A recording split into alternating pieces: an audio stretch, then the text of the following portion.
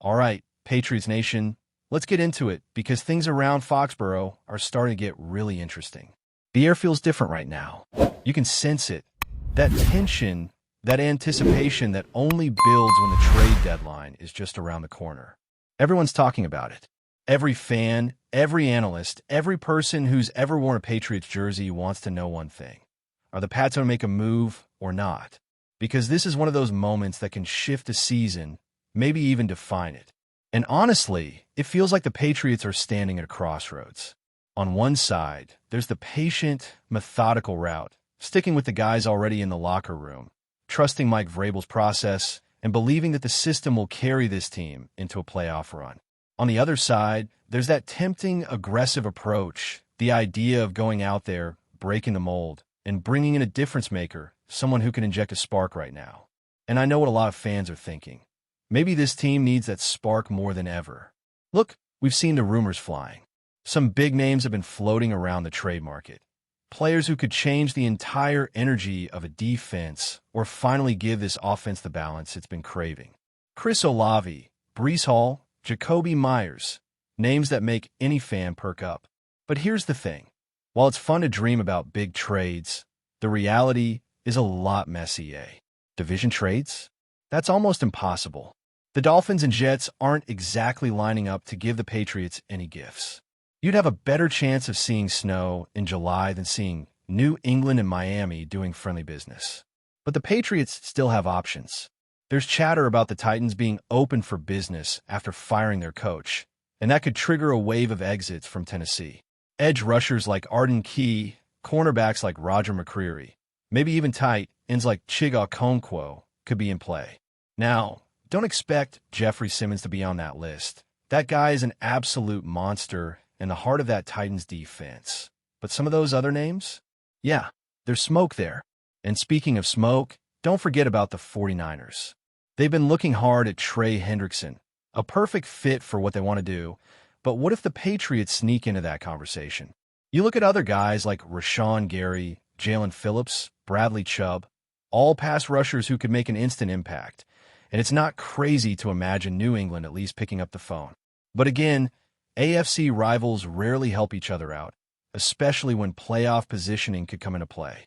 Still, the Patriots' edge rotation has been thin lately, and with some lingering injuries piling up, it might be time to act instead of wait. Let's talk about that running back situation too. With Antonio Gibson going down, the depth chart looks shakier than anyone would like. The Jets aren't going to just hand over Breece Hall, but if they did, you can bet they'd want top value in return, something like a second-rounder.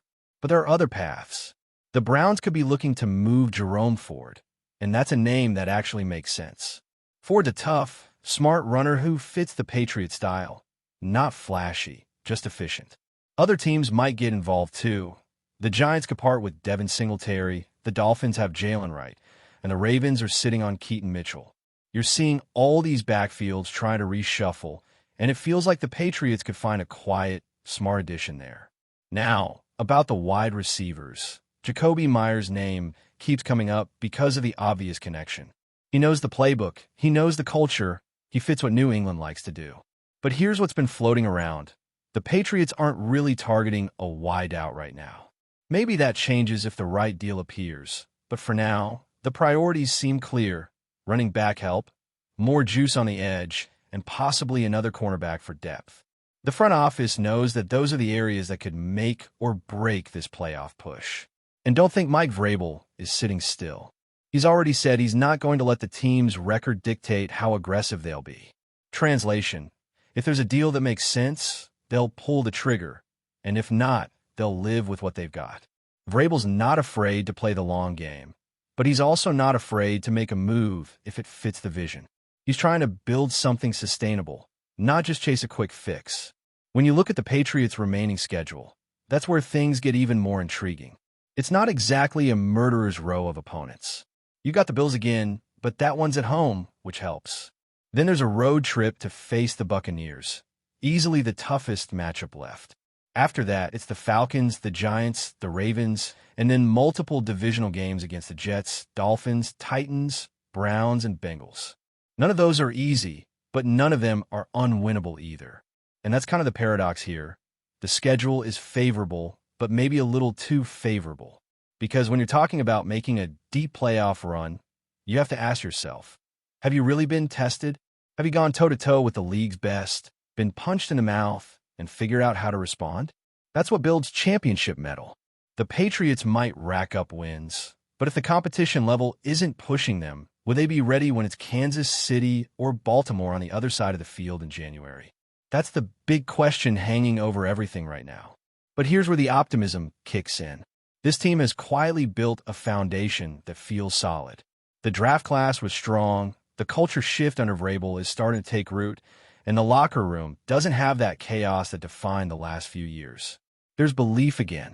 You see in Drake May, you see it in the defensive front, and you definitely see it in the way the veterans are carrying themselves. They're not scared of anyone, and that confidence matters. Now, let's talk about the new face in the secondary. A day after C.J. Gardner-Johnson's name started circulating, the Patriots went out and made a move. They signed Richie Grant, a former second-round pick out of UCF who spent time starting for the Atlanta Falcons. This guy has experience, he's physical, and he's hungry for a fresh start. He's got close to 300 career tackles and a few picks to his name, but most importantly, he's got something to prove. For New England, this is a classic low-risk, high-reward signing. Let him get comfortable, see if he can pick up the playbook quickly, and if it works out, you might have a legitimate contributor in the defensive backfield. This doesn't necessarily close the door on bringing in Gardner-Johnson down the road, but shows that the Patriots are aware of the need for reinforcements. The secondary has taken some hits, and with guys like Kyle Duggar carrying a heavy load, adding someone like Grant makes total sense. It's not a flashy move, but it's a smart one, the kind of under-the-radar signing that New England has always done well with. Injuries have been a constant theme lately, and the latest report doesn't make things any easier. Jalen Hawkins is still sidelined with that hamstring, and it's looking unlikely he suits up against the Titans. Anthony Jennings is nursing that ankle issue, which thins out the depth at edge even more, and Harold Landry, who's been eager for that return game against his former team, hasn't been a full participant yet. You know he wants to play, but Vrabel's not the type to rush someone back if it risks the bigger picture. Christian Barmore's still getting those maintenance days off, and there are some new names popping up too. Stephon Diggs with a chest injury, Morgan Moses dealing with a hip issue, and Charles Woods working through a knee problem. But there's a silver lining here. Christian Gonzalez and Keon White were both full participants in practice, which could mean some much-needed reinforcements are on the way. That's huge, especially if Landry and Jennings can't go. The truth is, the Patriots are in a strange but exciting place. They're not elite yet, but they're not out of it either. They've shown flashes of what they can be, a team that's physical, disciplined, and willing to grind out tough wins. The foundation is there. Now it's about finding the right pieces to elevate it. The trade deadline could be the perfect opportunity for that. Or maybe Vrabel decides to ride with the guys he's got and trust the process. Either way, the next few weeks will tell us a lot about who these Patriots really are and how serious they are about making a run. So here's where things start to get really interesting for the Patriots. We've talked about the trades, we've talked about the schedule, but the bigger story right now is about identity.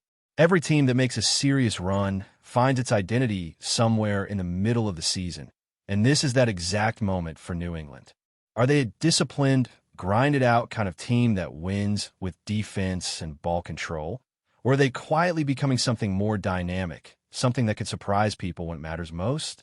Because what's happening on that field lately shows flashes of both, and that's what keeps this fan base believing. You can feel that there's a different energy around the locker room. Mike Vrabel has brought a tone that feels more authentic, more rooted in accountability. Players aren't just repeating cliches anymore. They're playing with something to prove. And honestly, that's been missing for a while.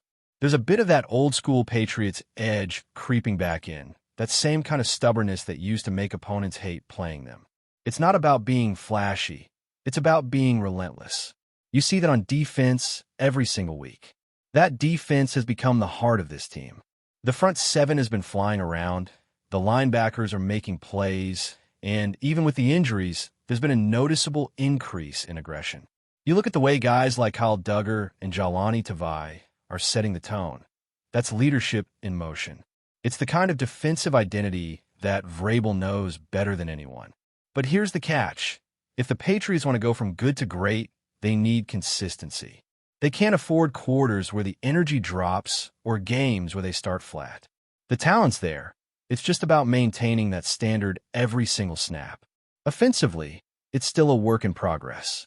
Drake May is learning, adjusting, and showing moments that make you stop and think, okay, this kid's got something. He's not perfect. No rookie is, but his poise, his confidence, and the way he bounces back from mistakes are things you can't teach. It's clear that Vrabel and the coaching staff are trying to protect him while still letting him grow. The offensive line has been holding up just enough to give him time, but you can see they're still missing that spark from the run game that used to define New England football. That's where the running back situation becomes even more important. The Patriots have always been at their best when the ground game sets the tone. You control the clock, you wear down defenses, and you make everything easier for your young quarterback.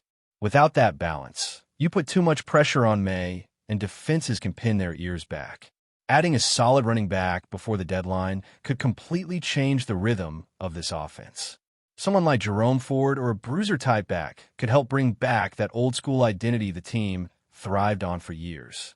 But even without a big addition, you can see Vrabel's fingerprints all over this offense. The way they use motion, the way they disguise formations, and how they're slowly building chemistry between May and his receivers. That's development in real time. And the players are buying in. You can see the younger guys looking sharper each week, understanding their roles better, and that's how good teams evolve. They don't flip a switch overnight. They build week by week, quietly getting stronger when no one's paying attention. Still, there's no ignoring that this team needs to stay healthy. The list of injuries has been long, and every week it feels like someone new pops up. You can see how much the defense misses certain pieces when they're not on the field, and that's why adding depth like Richie Grant is smart. He might not be a superstar right now, but he's experienced enough to step in without the whole structure collapsing. That's something the Patriots have always valued. Players who can plug in, do their job, and not miss a beat. Before we continue, don't forget to subscribe to Patriots Hub and give this video a like. Your support helps us keep delivering the latest updates on our New England Patriots. And don't be shy. Share your thoughts on the news in the comments below. Whispers have been swirling around the NFL, and the latest buzz suggests that the New England Patriots are making a bold move to reshape their defensive identity. Sources close to the team hint that the Patriots have secured KAYVON Thibodeaux, the explosive edge rusher who has been turning heads since his college days.